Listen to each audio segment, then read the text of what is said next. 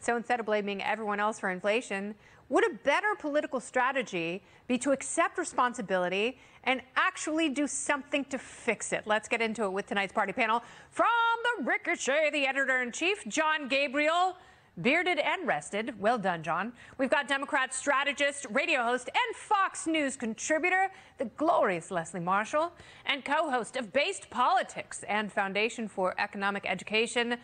He is a mastermind of freedom. His name is Brad Palumbo.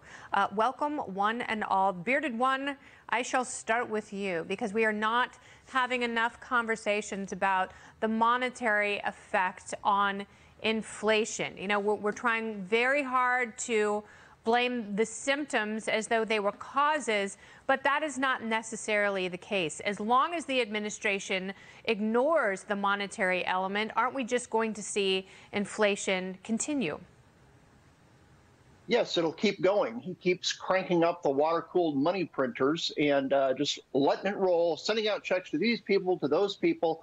He goes to a farm, hey, why don't I pump more money into your community? Hey, why don't I increase regulations over here? It's just madness. Any Econ 101 professor could tell him how to do this, yet he refuses to fix the problem. You need to restrict the money supply. That's how inflation gets fixed. And I guess the Democrats just want to continue their spending spree until they get absolutely crushed in the midterms. We can't keep doing that, though, Leslie. You know, it's a nice thought. It would be wonderful if we could spend our way out of these problems, but all you have to do is look at the Getty children to know that sometimes giving problems more money only makes more problems. Well, it may not be a bearded one, but it depends what economists you ask. Because when you look at farming, for example, and you look at the inflationary numbers, a large percentage does directly relate to farming because of the increase in food. If you make it easier for farmers to double their ability to produce these crops, it's going to lower the money, and that is it's going to lower the prices of food, and that is going to be of some assistance. I know people on the opposite side of the aisle want to say it all has to do with the American Rescue Package, but economists on both sides of the aisle don't agree. They said, although it does contribute a very small percentage, we would have these types of inflationary rates. We would have inflation even without this plan, even without that legislation, even without that price tag. The spending doesn't help. No, you're absolutely right about that, Leslie. It is not simply that Congress spent too much money. It also is our monetary policy in this country and the fact that rates have been kept unnaturally low for so long by the central bank. And now you're seeing all of this bear out in higher prices. And even though they just had that, you know, that record 20-year, we haven't seen in 20 years a rate hike this high, it's not going to be enough, and it could have disastrous effects. But at some point, yes, you do have to stop writing checks. And Brad, I actually disagree with Leslie. I think that farmers, especially corporate farmers, are over-subsidized in this country. Yeah, they certainly are. But the bigger picture question here is not just about spending. Leslie has a point about that. The spending contributes, but it's not the whole issue here. The Federal Reserve's money printer, though, our monetary policy, they have printed trillions of new dollars over the last 2 years. What did you expect? Of course, the dollars we currently have in circulation would become less valuable. That's just economics 101. And it's hilarious to see people try to spin these new numbers as, well, it's not as high as last month. It's still 8.3%, people. This is a stealth tax on Americans. We've got to wake up. And Biden and Jerome Powell, too, at the Fed, they've got to change course. They absolutely have to, because it's bad now, though people are fully employed and some people still have what the government has given them over the last 2 years. But when you see a recession combined with these prices, then people will start getting nightmares from the late 70s and early 80s. You know, then we're back in Jimmy Carter territory, and that's what we absolutely have to avoid. And really, the only way to do that right now is to cut spending. You also have to cut taxes. I realize those are two very, very unpopular ideas, essentially with both parties. But mark my words, I say it all the time, cut taxes taxes, cut spending, watch the economy grow. While these idiots in Washington continue to bicker about blame, Americans are getting killed with the rising costs. Grocery prices up nearly 11% since last year. Eggs, they've been hit the hardest. Almost a 23% increase. Do you know how hard it is to egg your enemy's garage when the prices are this high? Meat up 14%, milk almost 15%. The lactose intolerant, they cackle with delight. But it doesn't stop there. Gas prices hit an all-time high. The national average now $4.40 a gallon. Even people in Biden's home state of Delaware, they have had enough. I'm not the only one saying Jimmy Carter, and people like Mark Ruffalo like, I'm glad gas prices are so high. It's the only way we're going to save the earth. Yes, because there will be fewer mouths to feed because people are going to start dying. According to a report by Lending Club, close to 2/3 of Americans are living paycheck to paycheck. I think that number actually may be low. The cherry on top of all that doom, no matter how expensive baby formula is, it is nearly impossible to find. At retailers across the country, 43% of baby formula products are out of stock. In 5 states, it's even scarcer than that. So how is the average American supposed to live? And when will this bear out in the polls, John? Well, it has been bearing out in the polls quite a bit, but it's just his polls are going to continue to drop. You know, a year ago, I started comparing Biden to Carter. Now, compared to Biden, Carter looks like a Cato economist. It's just absolutely crazy because Carter was at least trying to help. He was flailing around, but he would do this, he would do that. Sometimes things would help a little. Biden is just, you know, Thelma and Louising over the cliff. He just doesn't seem to care. The people running the White House don't seem to care. So I think his polls are just going to continue to go down, especially as we look at summer. Everybody who has a vacation or something like that, I don't know, maybe it'll be cheaper to fly than to drive. Yeah, people are just going to sit around and argue about abortion, I guess, Leslie, because they can't go anywhere. Is abortion the only thing that's going to save Democrats in the fall? Well, I certainly hope not. But I think what we heard from that man in Delaware is one of the reasons we see the polls the way we do. Not just because you have so many people living paycheck to paycheck. And by the way, they were during COVID. And it's very sad. I've been there. I'm not there now. I'm blessed not to be there now. But it's tough. I grew up in a poor family, and I know how that is. But I also know reality. And the reality is that even if you open the Keystone Pipeline, that's not going to affect gas prices perhaps for years.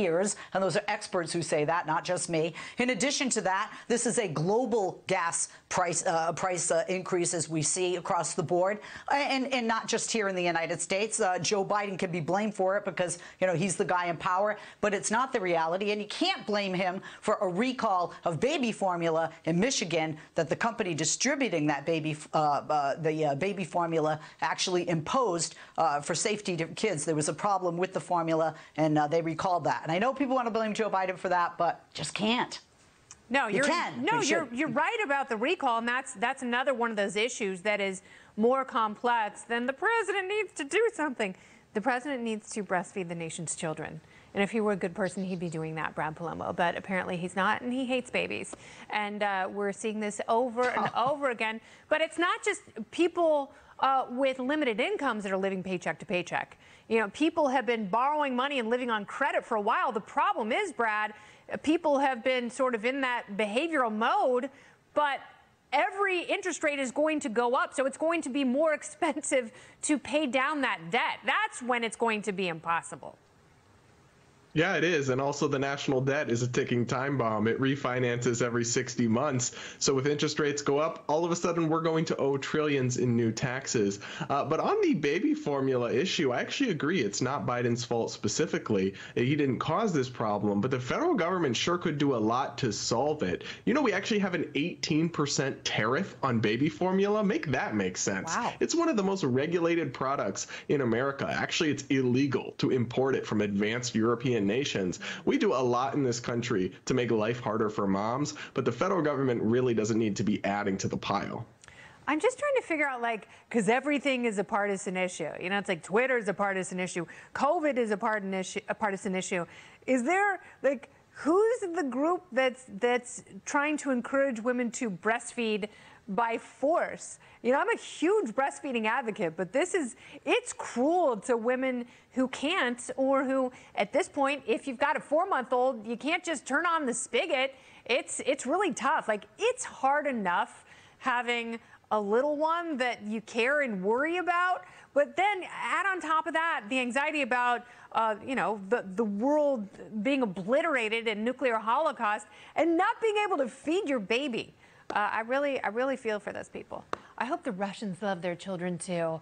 That's a cut from Sting's latest album to play us out. The party panel returns in just a little bit.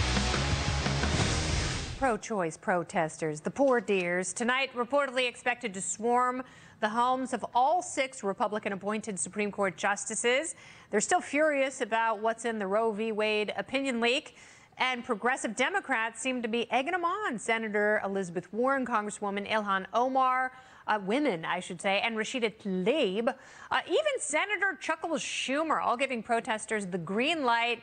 Hey, ding-dongs, there are federal laws against this. And just this morning, the number 2 Senate Democrat Dick Durbin told them all to eat sand or 2 in the morning. Nothing good happens in front of someone's home. It's not a good idea. Is it even possible to talk some sense into progressive knuckleheads? The party panel is back. John Gabriel, Leslie Marshall, and Brad Palumbo. So, John, you talk to a lot of people. How is the polling on this? How are people feeling across the spectrum about protesting in front of Supreme Court justices' homes, especially when, people like Amy Coney Barrett, they've got little kids there? Yeah, it's completely unpopular. When they poll everybody, Trafalgar came out with a poll, and it's 79% of Americans are against it. When they restrict it to only Democrats, 67% are against it. No one likes this stuff, and this is where activists, be it abortion or any other issue, they tend to go too extreme, get too emotional, can't really control their crowds, and they make their position less popular. We saw this with Wendy Davis in Texas. She ran for governor on nothing but abortion, and the support for her plummeted, absolutely plummeted, and she did far worse than she was predicted to before that whole kerfuffle began. So Dick Durbin is right, and no, I have never said that sentence before. But good for him for standing up, because this cannot go well, especially, as you say, you have other family members in there. Yes. And let's lower the heat. That actually helps them in the poll if they lower the heat. So. Yes, and, you've always said a broken dick is right twice a day, and you could be right about that. I always say that. Yes, you have. It's on record. It's one of your axioms. So, Leslie, who do you side with here? Do you side with the Ilhan Omars? Like, I think this is amazing. People should protest. Like, protesting can be great. The problem, as you know, is if a mob is in front of a house, and by the way, my intel, I have been told that the people guarding the justices' homes are untrained federal marshals. They are rookies who have just graduated, who essentially have zero training and have been told not to arrest people if they go on private property of these associate justices. So it could get dangerous very quickly, and local law enforcement also doesn't have this under control. So which camp are you in?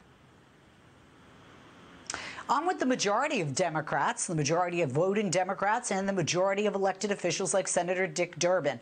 Look, first, the Constitution is very clear, and with regard to the First Amendment, there are exceptions for time, manner, and place. And this is one of those exceptions because there's also a federal mandate, which is a law that prohibits not just for the Supreme Court justices, but any individual to be protesting, at their home. The same with a juror or a judge who is not on the highest court in the land. So for those in the back that didn't hear it the last 3 times I said it in the last 72 hours and have said nasty things to me on Twitter and my family, I don't support what they're doing. And let me tell you another reason I don't support what they're doing, Kennedy, is because it doesn't help the cause. I am pro-choice. In addition, protesting, I've always said, it's great, but if you don't follow it up with action, and that action would be that lovely 4-letter word, vote, it's not going to do anything. And then lastly, if we're going to look at polls, over 80% of Americans favor Roe v. Wade staying right where it is. All right, well, we don't know if that's going to happen, and this is the job of the court to look at precedent and to rule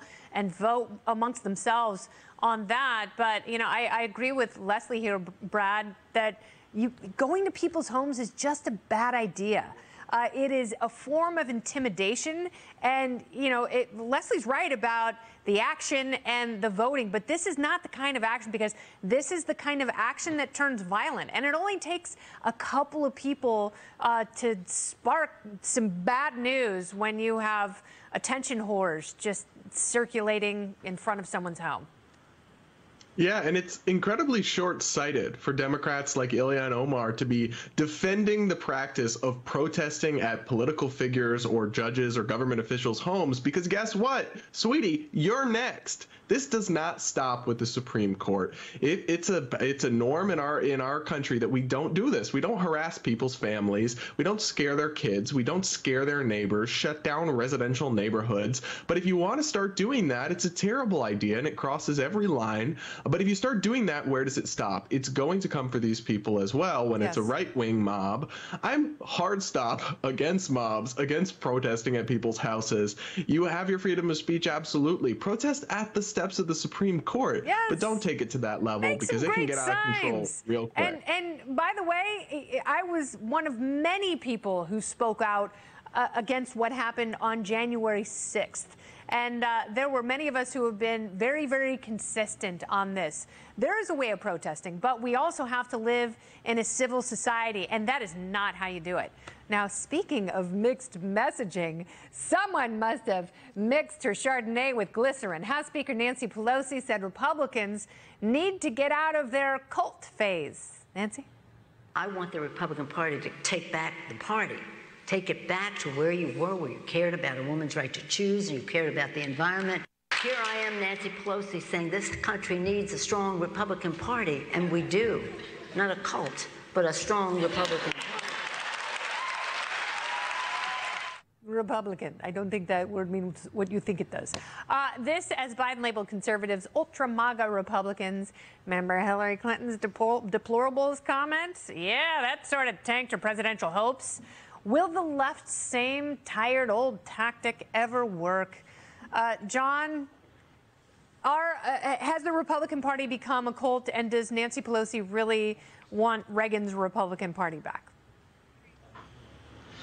No, she wants a party back that completely agrees with her on every single issue, is what it sounds like, which, I would like a unicorn pony. But I don't think Republicans are any more of a cult than anyone who just watches politics nonstop, 24/7, screaming at people on Twitter. I think both sides can be guilty of that, where, as Leslie said earlier, they are not effective. They're not actually voting. They're not getting out there convincing their neighbors. But yeah, to call Republicans a cult and then to look at what zombies wandering down the streets of Supreme Court justices are doing, it's a bit much. So maybe everyone's lost their minds, Leslie. But us. I don't think cult would be appropriate, but I do think on both sides, I would agree there are some cult-like behaviors, certainly. But you know what? She's not alone with Republicans. I have many Republican friends who are Reagan Republicans. Some of them are John McCain Republicans. But they long for the day when they felt that their party wasn't as religious. They felt that their party was socially more in line with the majority of the American people, wasn't so divisive. We're seeing divisions among Democrats. We're also seeing divisions among Republicans. I don't think it's healthy for either party. And I do think that, there are many Republicans that might regret someday attaching themselves so strongly to Donald Trump. The future we'll see. We'll see if I'm right on that. And I know there are many Republicans who, behind closed doors, fear what will happen to their party if they don't embrace Reagan over Donald. I don't know. I don't know that I would blame faith. I don't know that I would tell people the dogma lives loudly within you, therefore you're wrong. I think people have every right to rely on their faith to come to decisions about a number of things.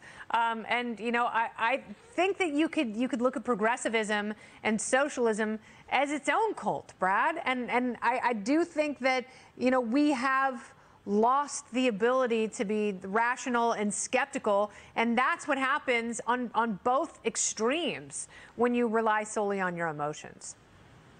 Yeah, I completely agree with you. This might be the first time in my life I at least partially agree with Nancy Pelosi. I wouldn't go so far as to say the Republican Party's a cult, but there certainly was cult-ish behavior, right? Like unwavering loyalty to Donald Trump, pretending like he's never wrong. Folks like you and I called balls and strikes, but there were a lot of people out there acting like his poop didn't stink when we all know it did sometimes. But the same exact thing is true for the Democrats, if not worse right now. I mean, they'll defend anything that Biden says in his, half-addled state as if it's the greatest and wisest thing they've ever heard. Yeah. And I think that party politics and the two-party system can be culty, but that is not an affliction that is only consigned to one side of the political maybe we spectrum. need to open it up to some coalitions and get some more parties in there to infuse new life into democracy. John, Leslie, and Brad, well done, everyone. This was a great conversation. Thank you all.